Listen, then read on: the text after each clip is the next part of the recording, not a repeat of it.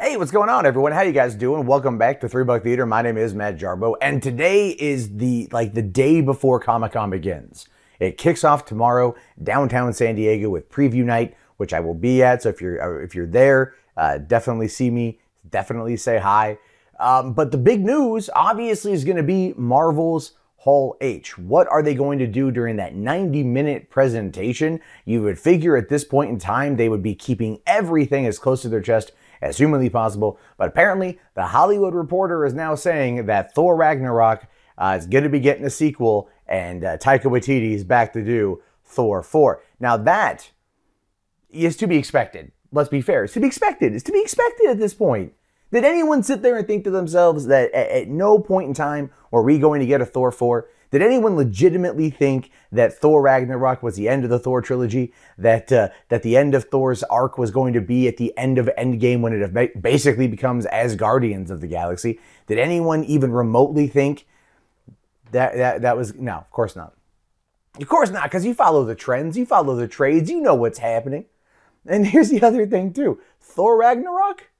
$854 million worldwide. $854 million is what this movie pulled in. Not far away from that coveted $1 billion spot. It pulled in $6 million less than Spider-Man Homecoming that year. No, sorry, I was wrong. It's about $26 million less than Spider-Man Homecoming. I want to make sure I'm accurate on that one. But it was a good movie. I have to say, and I have said this before, and I will say this again, the reason why Thor Ragnarok was so good was because ultimately of Ghostbusters 2016. The one good thing, you know, I'm just gonna say it real quick. I'm just gonna come out and I'm gonna say, I want to say thank you to Amy Pascal for two things: being such a bungling moron that you screwed up with the Sony hack, which allowed us to get Spider-Man in the MCU because fans demanded it, and then you also screwed up and you allowed Paul Feig to write and direct Ghostbusters 2016, but through that he got us Chris Hemsworth, who actually proved up to be a pretty funny guy. So in that, fine. I give you props. You did something good two times, once to save your own ass and once unintentionally. But when it comes to Thor 4, where are they going to take it? Obviously, where Thor was at the end of ENDGAME is in a much different place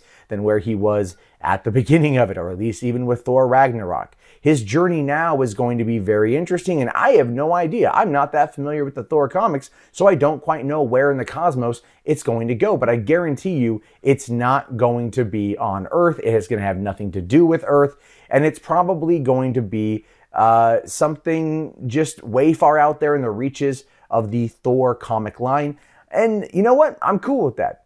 Thor was always, like, in my opinion, I don't want to say the weakest character in the Avengers, but he wasn't the best. He wasn't the best character at all. Until Infinity War, in that regard, because it really was his story. It was shown through his perspective.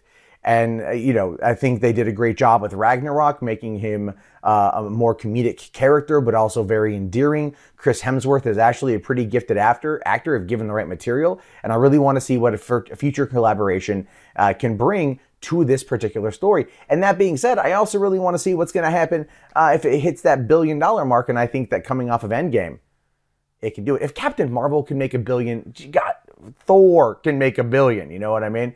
Anyway, I want to hear your thoughts, your opinions. Let me know down in the comments below. I will talk to you guys later. Have yourself a great day. Thumbs up the video if you want. Subscribe if you're new, all that jazz. And I'll see you at Comic-Con. Have a good one.